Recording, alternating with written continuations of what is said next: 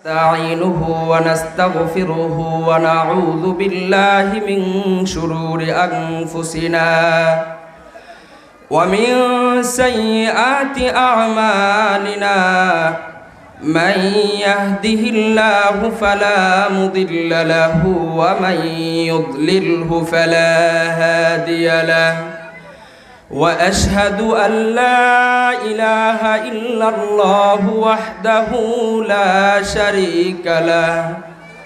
وأشهد أن سيدنا وسندنا ونبينا وحبيبنا ومولانا محمدا عبده ورسوله صلى الله تبارك وتعالى عليه وعلى آله وأصحابه الذين هم أصحاب العلوم والشيام أما بعد فأعوذ بالله من الشيطان الرجيم بسم الله الرحمن الرحيم يا أيها الذين آمنوا ادخلوا في السلم كافة ولا تتبعوا خطوات الشيطان إنه لكم عدو مبين قال النبي صلى الله عليه وسلم لا يؤمن أحدكم حتى أكون أحب من والده ووالده والناس أجمعين أو كما قال النبي صلى الله عليه وسلم اللهم صل على محمد وعلى آل محمد كما صليت على إبراهيم وعلى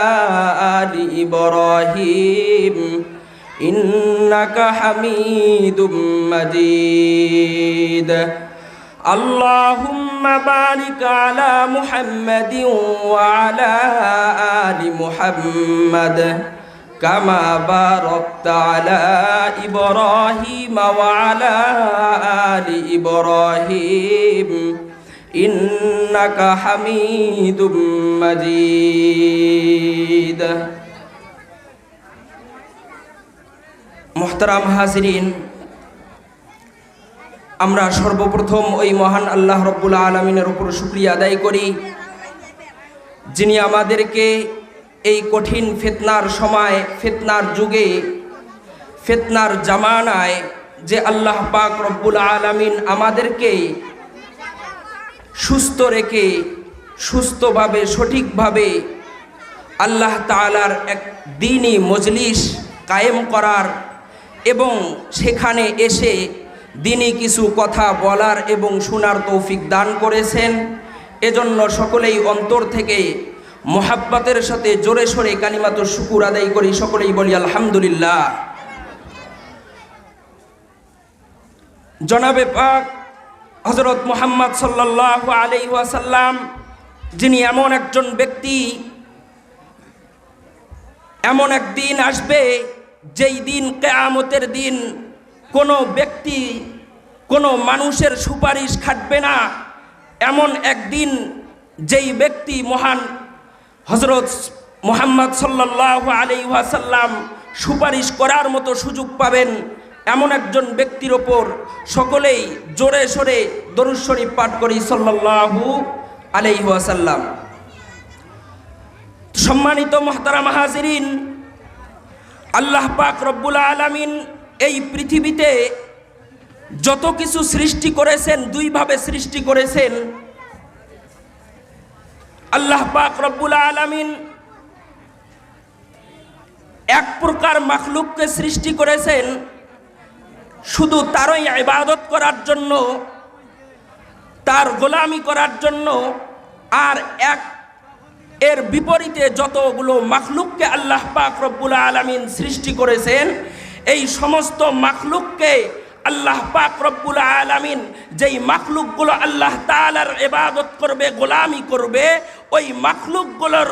খেদমত করার জন্য বাকি সমস্ত মাখলুককে আল্লাহ পাক রব্বুল আলামিন সৃষ্টি করেছেন। এই পৃথিবীতে আল্লাহ পাক রব্বুল আলামিন মানুষ সৃষ্টি করেছেন।